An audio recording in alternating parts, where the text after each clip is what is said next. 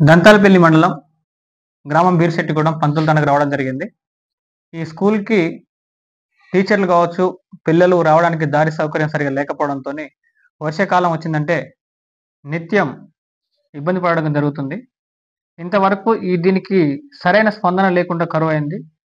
ప్రభుత్వ అధికారులు సైతం పట్టించుకునే స్థితిలో లేకపోయారు. అసలు ఇక్కడ సమస్య ఏంటిదో ఆ సార్ విషయంలో తెలుసుకుందాం. సార్ చెప్పండి సార్.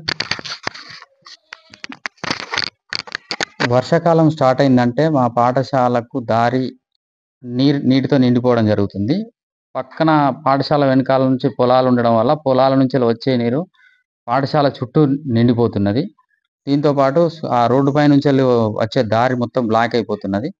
దారి రావాలంటే ఆ నీటిలో నుంచి వెళ్ళే టీచర్లు కానీ, సార్లు కానీ, ఆ పిల్లలు కానీ, ఇంకా మా పాఠశాల ఆవరణలో అంగన్వాడీ ఉంటుంది. గర్భిణీ స్త్రీలు, పిల్లలు, అంగన్వాడీ పిల్లలు, అంగన్వాడీ స్టాఫ్ వీళ్ళందరూ రావాలంటే చాలా నిత్యం ఇబ్బంది పడడం జరుగుతున్నది.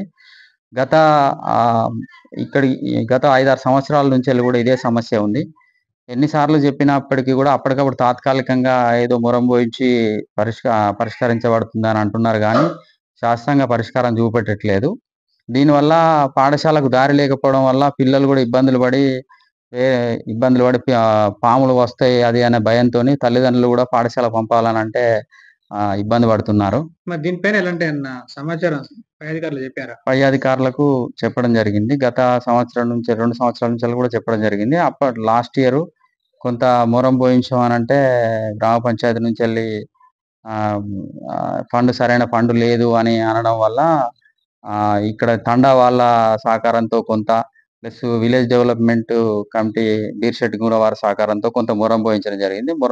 పాఠశాల చుట్టూ కొద్దిగా మొరం పోయించడం జరిగింది. కానీ అయినప్పటికీ కూడా సరిపోవట్లేదు. సరిపోకపోవడం వల్ల ఇంకా నీరు వచ్చి చేరుతున్నది. దారి మొత్తం ఇప్పుడు ఆ పొలాల నుంచి వచ్చే నీరు మొత్తం ఈ పాఠశాల చుట్టూ నిలిచి బయటికి పోయే పరిస్థితి లేదు. అంటే ఇప్పుడు చుట్టూ స్టోర్ అయ్యే నీళ్ళు మొత్తం స్కూల్కి వస్తున్నట్టున్నారా? మొత్తం స్కూల్కి రావడమే అంతే. దీనికి తక్షణ పరిష్కారం చూపించాలని కోరుతున్నారు. అసలు తెలంగాణ రాష్ట్రంలో ప్రభుత్వ స్కూళ్ళు కనుమరుగైపోయే పరిస్థితి ఏర్పడుతుంది. ఉన్న పాఠశాలనైనా కాపాడుకొని వాడిని చక్కదిద్దుకునే పరిస్థితి చూసుకోవాలి ప్రభుత్వం.